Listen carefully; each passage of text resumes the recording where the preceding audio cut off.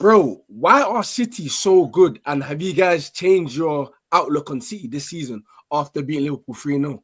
Bro, you know, as with City today, yeah, there was a point in the game. I think it was either the goal or I think it was the goal, Haaland's goal.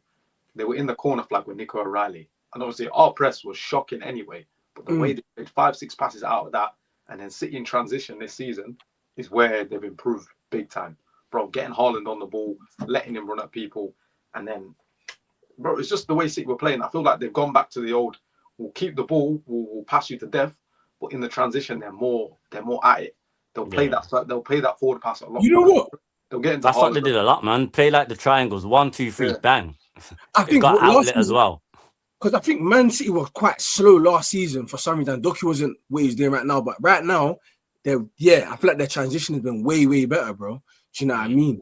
For sure, man. Do you know what impressed me the most about them as well? How assured they were defensively, and that wasn't saying a lot because I don't feel like Liverpool offered as much as I thought they would do. Do you know what I'm saying? But they've conceded 8 goals in the Premier League. Arsenal have conceded 5 for context, and I said Man City's defense wasn't too good, so they've proven me wrong in that aspect. I still think there's a way to go in terms of their goals they scored today. They were wonder goals, bro. Do you know what I'm saying? They weren't like carving Liverpool open. Yes, they got a penalty. Haaland's goal, what a header. Doku's goal again, whipped it in. Do you know what I'm saying? And the Gonzalez one was a deflection from 30 yards. Don't you think the first one, though, was a bit of fortune, though? Don't get me wrong, Konate has to deal with that. But he did get a glance on it, and then it's just come off Haaland. Don't get me wrong, Haaland has to jump and be in that position for that look to even come off. So that's my point, AJ. My point is that as good as City were, they weren't carving you man open, innit? So, like, the result was deserved, and they deserved to beat you. It's just the finishing today was crazy, bro. Do you get what I'm saying? But Liverpool game plan was spot on, and we can't doubt these man because they do have Pep in charge and they have that man up front, Haaland, innit? He's gonna find a way. He missed a penalty, bit of fortune with a goal, but still, do you know what I mean? You got to be in that position to score it, and what a ball, by the way. So yeah, my opinion is slightly changing. I definitely think they're probably, definitely now the next challengers to Arsenal, and we do say in it. I still think Arsenal are a stronger team, but if you allow City to be around 4 or 5 points with 10 games to go, then it's a long day, innit? So we'll see. But I don't think it's as cut and dry yet, though, you know, in terms of the nearest chasers to Arsenal. Man City are 1 injury away. Haaland, bro. Yeah. Haaland, Doku. Like, one of them two. Right now, it's Foden, you know. You want to know why? Because he's been knitting the midfield and the attack, bro. Good point. I'll be honest. It's not Doku. Because if you shut down their supply line, Gonzalez ain't playing how them passes that Foden's playing right now. Neither is Reinders. Neither is, who was their midfield partner today? Silva. Neither is Bernardo Silva. Don't get me wrong, he was immense today, but to be fair, he always turns up at the Etihad against us, man. He's just always got something against us in general, but it's Foden. Foden's the one who, to be fair, and I don't even rate Gonzalez as well like that, but in the last few weeks, he's improved. He's improved. He's actually gave Foden a bit more of a platform to express himself a bit more and play these passes and knit things together. So I ain't gonna lie. For me, it's Foden, man. He's the one. If he drops out of form or if he picks up an injury, then I'd like to see how City go about that, because Cherky, he started today, but he didn't look like he was finding Haaland the way Foden was. But that's only happened the last couple of games, though. Like Foden, until Dortmund, Foden hadn't even scored. Yeah, but Foden's been playing well, though. It don't matter whether he scored. He's been playing well this season. And so the scary thing about City, you know, is that it's been like this for a few years, is that you look at the players that they have on the bench. They'll have a full strong 11 out, and then they'll have Silva and Rodri and Cherky and Marmoush on the bench. Now, I thought that our bench was mad. That is a crazy bench to look and see what they can draw from, but they only have it in those places. Yeah. They don't have like a mad bench with defenders. I don't think they can compete on all fronts as well. Man City. With the team that they have, I don't think they can compete like Premier League and champs at the same time, because their players are not like, they have good games and stuff, but they haven't hit that consistency, and I don't think no one's hit that consistency apart from Haaland. Yeah, Doku, to be fair, Doku's been well. He's been playing well all season, but overall, I just feel like they've kind of strung a good few games together now where they picked up form. But at the same time, they will have a blip. Yeah, just like that game against Villa, they had a blip and they lost. Yeah, I feel like there's a couple of those that they're gonna have throughout the season, and I feel like that's gonna be to their detriment. I think that's gonna happen with. I think that's gonna happen to all of us, yeah. But the difference is, I think with you guys, it's not gonna be losses. It's gonna be draws like Sunderland one. I think with City's gonna be similar to us, but I don't think as bad as us in terms of they'll have a loss in them like the Villa one.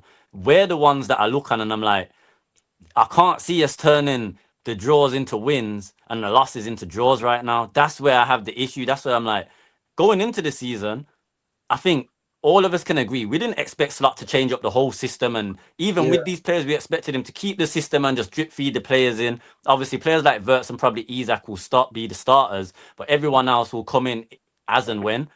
But the fact that he's came in and switched up everything, I actually had us winning it with Arsenal pretty much dropping to third and City being the ones second. Now I'm looking at it, it's like Arsenal are gonna be the ones top of the league, City will be the one second, and then us now. I still think we'll be in and around it, to be fair. I feel like go on. No. I want to say just quickly, I'm gonna come back to your point. I also want to big a big shout out to Donnarumma as well. Now he hasn't done much really, but having that caliber of keeper is huge, bro. You know, you saw what Raya done to Liverpool, not Liverpool, Arsenal. You know, changed their back four, and I feel like him just being there for City has reassured the defense. And they look very comfortable. You know what I'm saying?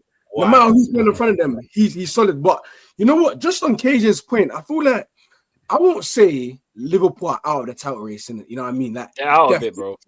Their fixtures, they're not, man.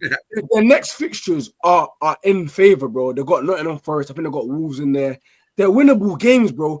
Arsenal have got, you know what I'm saying? Arsenal they've got Spurs, Chelsea, Brentford, like, Munich. Do you know what I mean? So if that's sounds like 12 points to me. And I feel like there's a common theme this season. I feel like there's a common theme. Like you're gonna have good runs, you're gonna lose, teams are gonna build momentum, and it's gonna be like that, bro. You man got to understand, yeah. Liverpool won, was it 5 games in a row? I was thinking, but the signs were there. So a month later, Arsenal ain't conceding, scoring at will, assured. Now a draw to Arsenal, City win.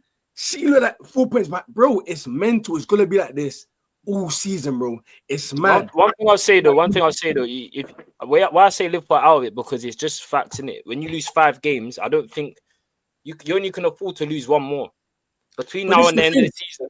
Between the now and the end of the season, if Liverpool lose only one more game, then bro, I'll just to add to that quickly, before a ball was kicked, before a ball was kicked this season, I did say I don't think we're gonna click until December. I didn't expect this type of fall off that we're on now. This mad, crazy. So how many points? How many points is it gonna take to win the league?